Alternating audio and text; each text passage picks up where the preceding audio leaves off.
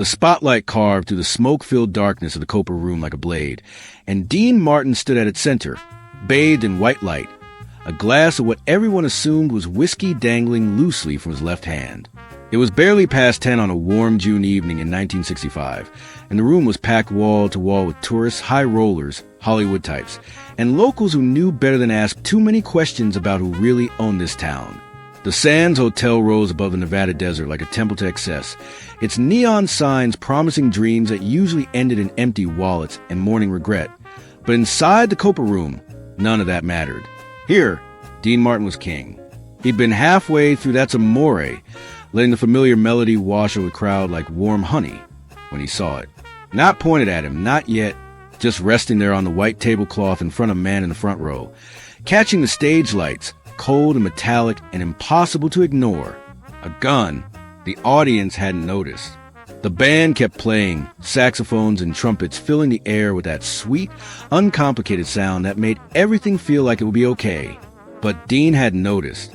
And more importantly, he noticed a man holding court at that front table, a man whose name you whispered in Las Vegas, never spoke out loud, never wrote down, and certainly never forgot. Dean stopped singing mid-verse. His voice just cut out, like someone had pulled a plug. The band played on for another 2 bars before the conductor caught on, waving his hands to bring the music to a confused, stuttering halt. The room fell into a silence, so complete you could hear ice melting in glasses 3 tables back. 2,800 people holding their breath all at once creates a kind of vacuum, a pressure that sits on your chest and makes your ears ring.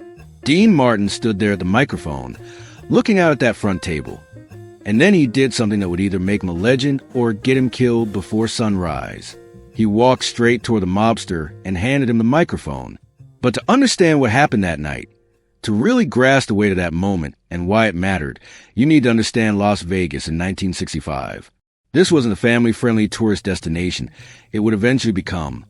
With its massive themed resorts and its shows featuring magic acts and Cirque du Soleil acrobats. This was a different Las Vegas, a city that existed in the gray spaces between legal and illegal, a place where organized crime didn't just have influence, it had absolute control. The casinos weren't just connected to the mob, they were the mob. The hotels, the shows, the dealers, the pit bosses, the girls who walked casino floors in sequin dresses, the guys who parked your car, the chefs who cooked your steak, everything and everyone answered to men who made their fortunes in blood and fear. The Sand Hotel, where Dean Martin held court night after night, wasn't just partially owned by crime families. It was essentially a front for mob money laundering operations that stretched from Chicago to Miami. Frank Sinatra, Dean's friend and fellow Rat Pack member, had his own complicated, dangerous relationship with these men. Everyone knew it. The Rat Pack, that legendary group of entertainers who defined cool for an entire generation, Dean Martin, Frank Sinatra, Sammy Davis Jr., Peter Lawford, and Joey Bishop. They all understood the rules of this game. You performed, you entertained, you made people forget their troubles for a couple of hours. You kept your mouth shut about what you saw and heard. And above all, you never, ever crossed the men who really ran this town. Cross them, and you might find yourself driving into the desert at 3 a.m. with a gun to your head. Or you might simply disappear, another unsolved mystery in a city built on secrets. Dean Martin understood this reality better than most people in his profession. He'd grown up in Steubenville, Ohio, a gritty industrial town where organized crime wasn't some distant concept for movies. It was just part of the landscape, as ordinary as the steel mills and coal mines.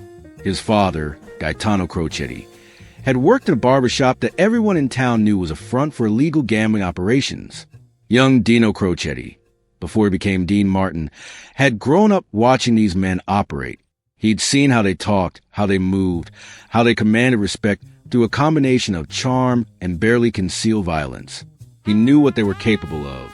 He'd seen the results, and he learned early on that in their world. You survive by knowing your place, by reading the room, by understanding exactly how far you could push before things turn deadly. But Dean Martin also possessed something that most people, even most entertainers, didn't have. He had a complete and total lack of fear when it came performing. On stage, Dean was absolutely untouchable. Not because he was arrogant, though some people mistook his confidence for arrogance. Not because he was reckless, though his drinking and his casual attitude sometimes gave that impression. No, Dean was untouchable on stage because he genuinely, deeply, fundamentally did not care about impressing anyone. He was there to sing, to tell jokes, to have a good time. And if you didn't like it, if you thought he wasn't funny or his voice wasn't good enough or his act was too casual, well, that was your problem, not his. This attitude, this profound inner confidence, had served him extraordinarily well throughout his career, through the ups and downs, through the partnership with Jerry Lewis and the messy breakup, through the movies and the records and the television show. But on the evening of June 18th, 1965, that attitude would be tested in a way that nobody, not Frank, not the casino management, not even Dean himself, could have predicted. The trouble had actually started 3 days earlier. Dean had been in his dressing room at the Sands on June 15th, preparing for his evening show. It was around 7 in the evening, and he was sitting in his chair reading Variety, a glass of scotch on the table beside him, when there was a sharp knock at the door. His assistant, a nervous young man from Brooklyn named Jackie Romano, opened it without thinking. Standing in the hallway was a man in an expensive suit, perfectly tailored, shoes polished to a mirror shine, his hair slicked back with pomade. Jackie recognized him immediately, and his face went absolutely pale, all the blood draining away like someone had opened a valve. Mr. Martin, the man said, not waiting for an invitation, not asking permission, just stating a fact. Mr. Antonelli would like to speak with you after your show tonight, in private. Dean looked up from his magazine slowly, deliberately. He took a sip of his scotch. He set the glass down. Then he said, in that casual, almost lazy voice that made everything sound like it wasn't worth worrying about, "Tell Mr. Antonelli I'm pretty tired after shows these days. Maybe another time." The man's expression didn't change. Not a flicker. Mr. Antonelli insists. Dean set down his magazine and stood up. He was tall, 6 feet tall, and when he wanted to, he could use that height to intimidate. He walked over to the door, past Jackie, who was practically trembling, and looked the man directly in the eyes.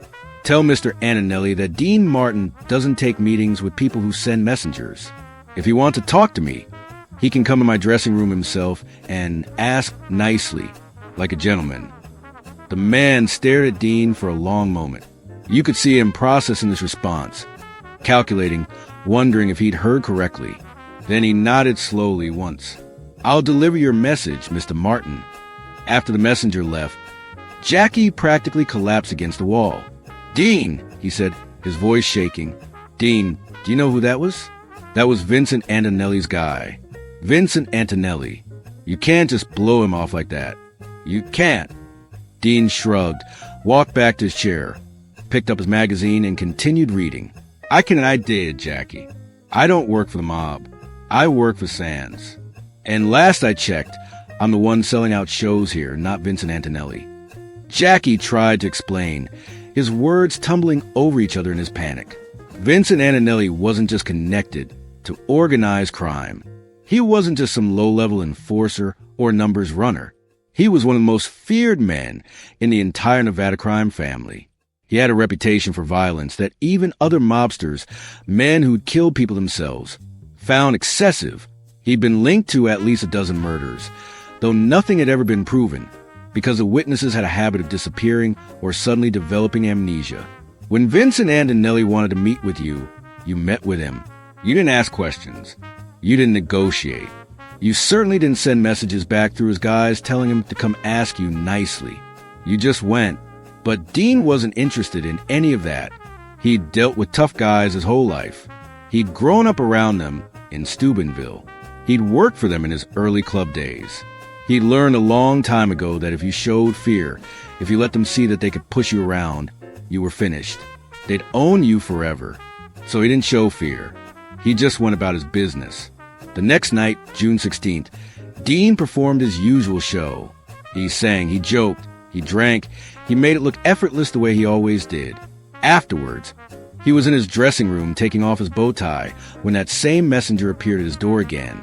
Jackie had tried to warn Dean that the guy was back, but Dean had waved him off. "Mr. Antonelli is waiting downstairs," the messenger said. "He'd like to speak with you now." Dean was looking in the mirror, carefully unknotting his tie. "Tell Mr. Antonelli I already left for the night." The messenger's jaw tightened. "But Mr. Martin, you're right here." "Am I?" Dean said with a slight smile. "Could have sworn I left 10 minutes ago." Memory is a funny thing. The messenger took a step into the room. "Mr. Martin, I don't think you understand the situation here." "No, pal." Dean interrupted, turned to face him directly. "I understand perfectly.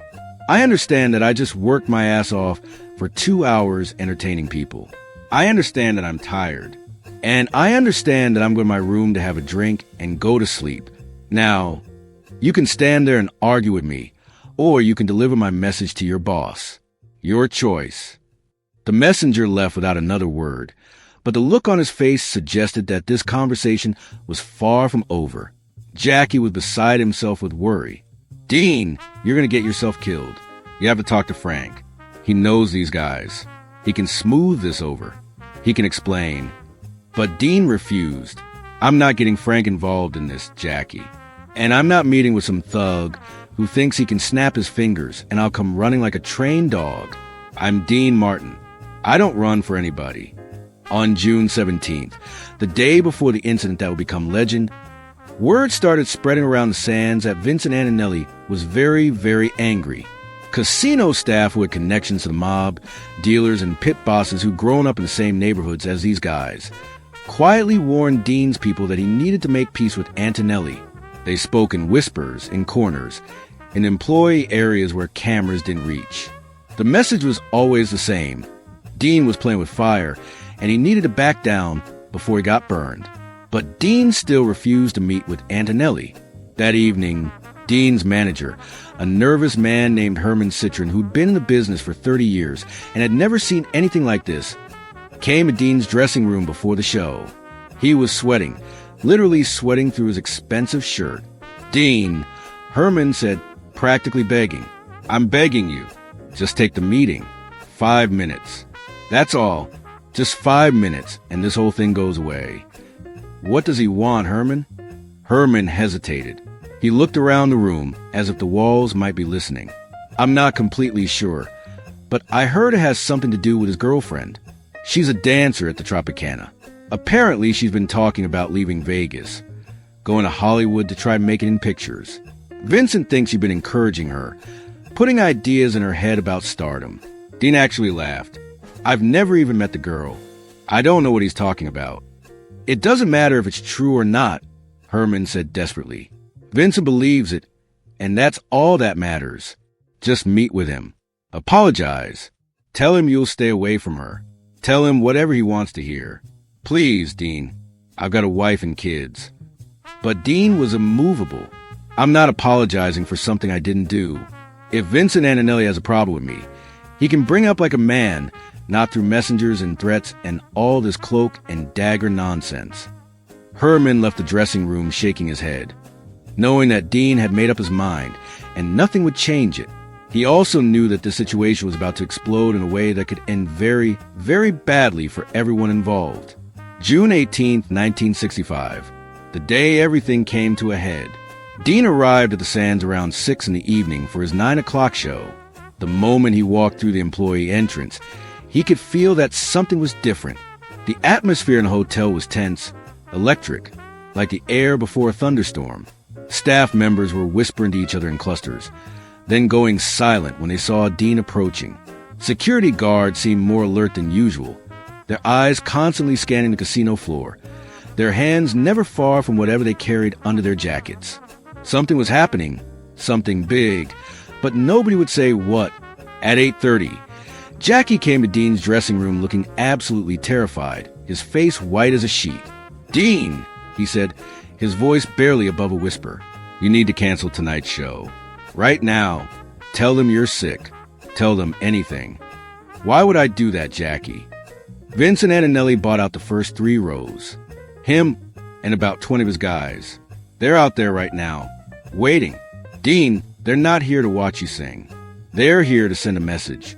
Dean was standing in front of the mirror, adjusting his bow tie, making sure it was perfectly straight. He didn't even look up. "So they paid for tickets, didn't they?" That makes them audience members like anybody else. Dean, this isn't a joke. This is serious. These men will kill you. They will actually kill you. Dean finished his tie and turned to face Jackie. His expression was calm, almost serene. Then I guess I'd better put on a good show. At 9 o'clock exactly, Dean Martin walked onto the stage of the Copa Room at the Sands Hotel. The room was absolutely packed. 2,800 people crammed into a space designed for 2,500. The atmosphere was strange, though most of the audience didn't know why.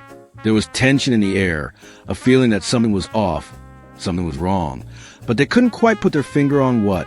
Dean looked out the crowd, his eyes adjusting to the lights, and he saw them immediately.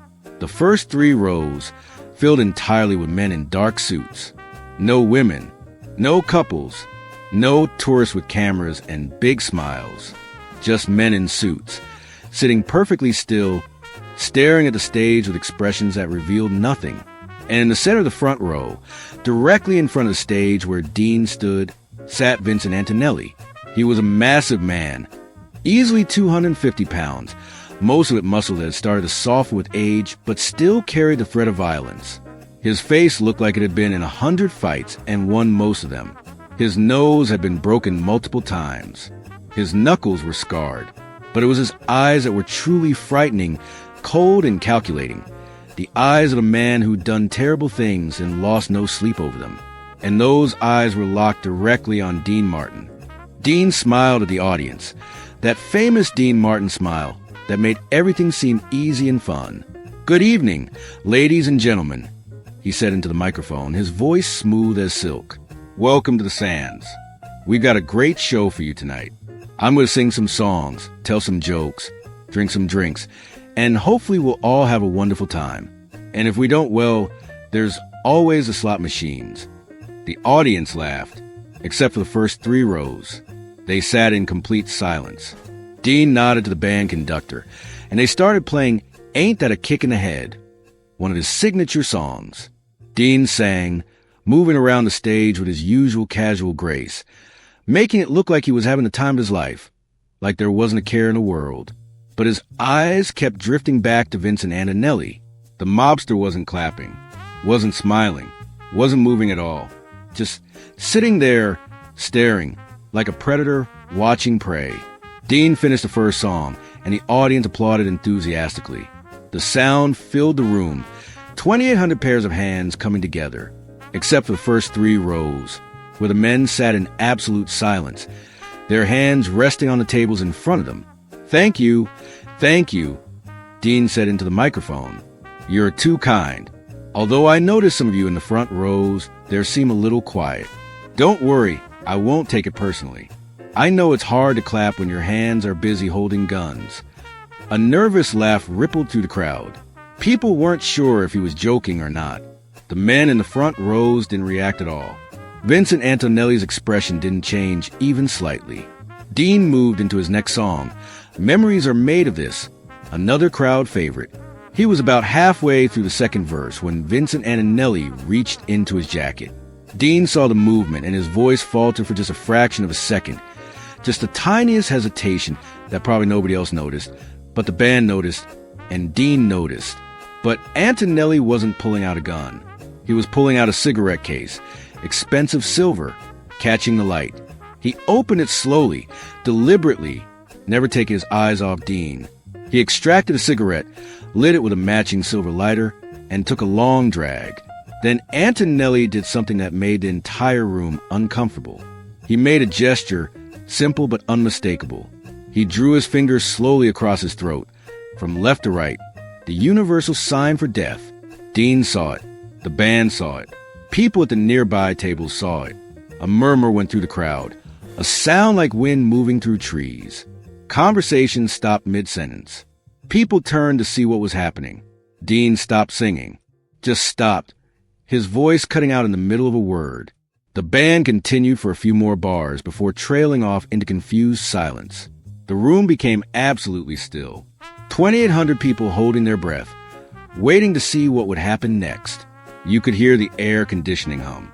You could hear glasses clinking at the bar in the back. You could hear your own heartbeat if you listened hard enough. Dean stood at center stage, looking directly at Vincent Antonelli. The mobster stared back, his fingers still resting against his throat, a slight smile playing at the corners of his mouth. And then Dean Martin did something that nobody expected, something that went against every survival instinct, every rule of common sense. He smiled. "Folks," Dean said into the microphone, his voice carrying to every corner of the room, "we're going to take a little break from the planned program here. See, there's a gentleman in the front row who seems to have something he wants to express. And you know me, I'm all about giving people a chance to express themselves. That's what entertainment is all about, right? Expression, communication, connection." He started walking toward the front of the stage. The audience tensed. You could feel it, that collective holding of breath, that sense that something terrible was about to happen. Vincent Antonelli sat perfectly still, but his eyes narrowed slightly. His men at the surrounding tables shifted in their seats, hands moving under their jackets where weapons waited. Dean reached the edge of the stage and looked down at the mobster. They were maybe 6 feet apart now, close enough that Dean could see the scars on Antonelli's face, the cold calculation in his eyes, the complete absence of fear or doubt. "Sir," Dean said, his voice conversational, like they were old friends, "I notice you've been sitting there making gestures at me all night. Now, I'm not sure if you're trying to tell me something, or if you're practicing your sign language, or if you got something stuck in your throat, but either way, it's a little distracting. Makes it hard for me to remember the lyrics, you know?" The room was absolutely silent. Nobody moved. Nobody breathed. This was a moment. This was where it would either end peacefully or end in blood. Dean continued, his voice still casual, still friendly, but with an edge to it now. "So here's what I'm thinking. If you got something to say, why don't you come up here and say it?" In fact, Dean knelt down at the edge of the stage, extending the microphone toward Vincent Antonelli like an offering. "Why don't you come up here and sing? You seem like you might have a nice voice. Strong lungs. Good projection. What do you say? Want to do a number?" Vincent Antonelli stared at Dean for a long moment. This was the most dangerous moment. The moment when Vincent Antonelli made his decision. Everyone who knew him, everyone who'd ever done business with him or heard stories about him, knew that this was when he decided whether you lived or died. His face was completely expressionless, giving nothing away. The silence stretched on for what felt like hours, but was probably only 10 or 15 seconds. And then something incredible happened. Something that nobody in that room would ever forget. Vincent Antonelli started to laugh. It wasn't a friendly laugh. It wasn't a warm laugh. It was cold and calculating and dangerous. But it was a laugh. He looked at Dean Martin, kneeling there at the edge of the stage with the microphone extended, fearless or crazy or both, and he laughed. "You got balls, Martin," Antonelli said, his voice rough like gravel, carrying through the silent room. "I'll give you that. You got real balls." Dean smiled. "Is that a yes on the singing? Because I should warn you, the acoustics up here are pretty good. Your voice better be ready for the spotlight." Antonelli shook his head, still wearing that cold smile. "Nah, you keep singing, Dean. That's what you're good at. That's why people pay to see you." Dean stood back up, brushing off his knees. "You sure? The offer stands. Anytime you want to come up here and take over, you just let me know. I'm always happy to share the stage with a fan." "I'm sure," Antonelli said. Then he added, almost as an afterthought, "Keep doing your thing, Dean. You're all right." Dean nodded, walked back to center stage, and picked up the microphone stand. He said to the audience, his voice light and easy again, "Well, folks, looks like I'm going to have to finish this show myself after all. But before we continue, let's have a round of applause for my friend in the front row. He's a tough critic, but fair." The audience, still not entirely sure what just happened, applauded nervously. Vincent Antonelli raised his glass in a mock toast. Dean launched back into his performance, singing and joking as if nothing had happened, as if he hadn't just stared down one of the most dangerous men in Las Vegas and lived to tell about it. For the next hour, he performed at the top of his game, maybe better than he'd ever performed before, running on pure adrenaline and the knowledge that he'd just survived something that should have killed him. Vincent Antonelli and his men stayed for the entire show. And when it was over, when Dean took his final bow and the audience gave him a standing ovation, they stood and applauded along with everyone else. After the show, Dean was in his dressing room, his shirt soaked with sweat despite the air conditioning, his hands shaking slightly as the adrenaline wore off, when there was a knock at the door. Jackie opened it cautiously, and Vincent Antonelli was standing there. Alone this time, no bodyguards, no entourage. "Can I come in?" Antonelli asked. Dean nodded. "Sure. You want a drink?" Antonelli walked in and closed the door behind him. "Yeah, scotch if you got it." Dean poured 2 glasses, neat, and handed one to the mobster. They stood there for a moment, not saying anything, just 2 men drinking scotch in a dressing room at midnight. Finally, Antonelli spoke. "You know why I wanted to meet with you? Something about a dancer, I heard." Antonelli nodded. "My girl, she's been talking about leaving Vegas, going to Hollywood to be an actress. Big dreams, you know. I thought maybe you were putting ideas in her head, encouraging her, maybe making promises. I don't even know who your girl is." Dean said honestly. "I know that now," Antonelli said. "Turns out she was talking about some other guy, some casting agent. Already took care of it." Dean didn't ask what "took care of it" meant. He didn't want to know. Antonelli took a sip of the scotch, savored it, then continued. "The thing is, I sent my guy to talk to you 3 times. You blew him off every time. Made me look bad in front of my people. I can't have that. You understand, right? I got a reputation to maintain. So, you came to my show to what? Scare me? Make a point." Antonelli smiled that cold smile again. "Something like that. But you didn't scare, did you?" "I don't scare easy," Dean said. "No, you don't." Antonelli finished his drink and set the glass down. "Here's the thing, Martin. I respect what you did tonight. Most guys would have pissed themselves if I did that throat-cutting thing. But you walked right up to me and handed me a microphone. That takes guts. Or stupidity.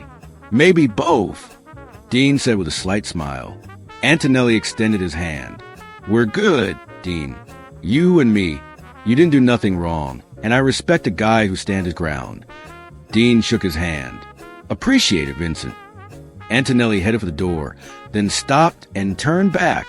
"But Dean, next time I send someone to talk to you, maybe don't make them come 3 times. Deal. Deal." And just like that, it was over. Vincent Antonelli left, and Dean Martin had survived what could have been the most dangerous night of his life. The story of what happened that night at the Sands spread through Las Vegas like wildfire. By the next morning, everyone in the entertainment business knew about it.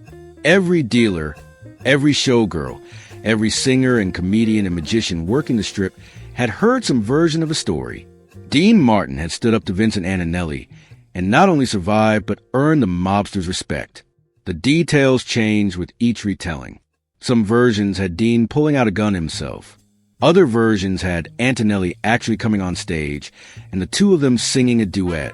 None of those versions were true, but they spoke to how the incident had captured people's imaginations. The truth was simpler, but in some ways more impressive.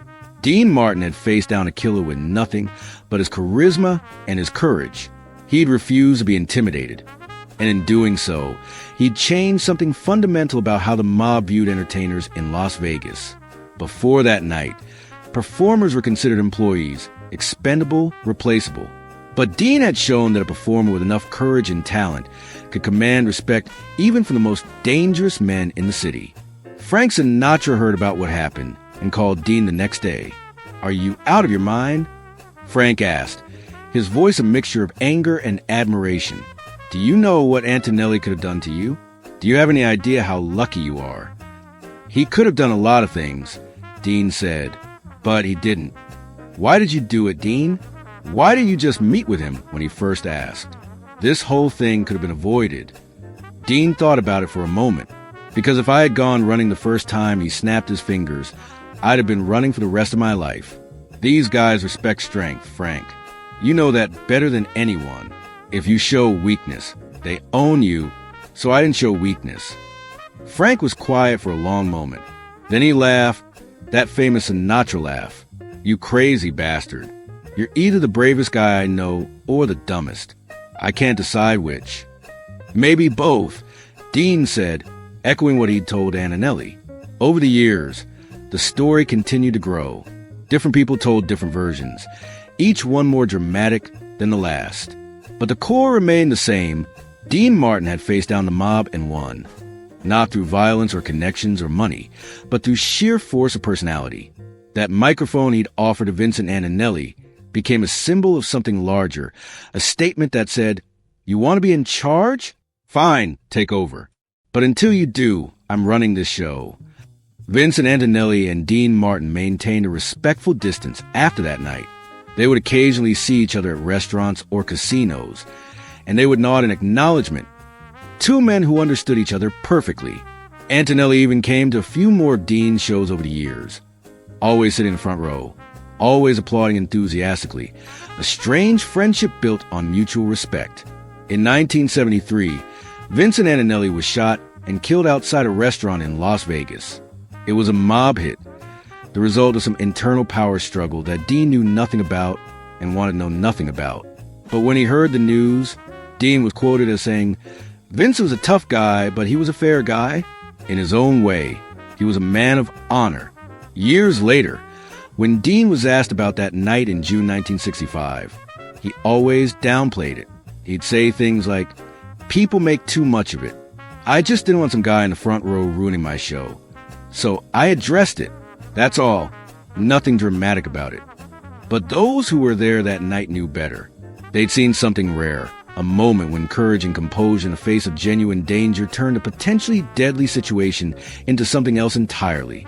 A moment of mutual respect between two men from completely different worlds. Dean Martin built his entire career on appearing cool and unflappable.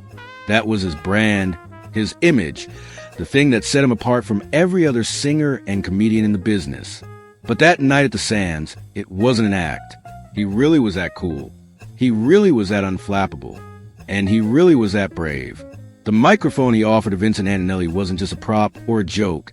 It was a challenge, a test, a way of saying, "I'm not afraid of you and I'm not backing down." That's the story of the night. A Mafia boss threatened Dean Martin on stage. No gunfight. No dramatic chase through the casino. No bodies buried in the desert. Just one man refusing to be intimidated, and another man recognizing and respecting that courage. In the end, that's what made Dean Martin a legend. Not just his talent as a singer and entertainer, not just his effortless charisma and his ability to make everything look easy, but his absolute refusal to bow to anyone, no matter how powerful or dangerous they were. Dean Martin was a king of cool, and on June 18, 1965, he proved exactly why that title belonged to him and him alone.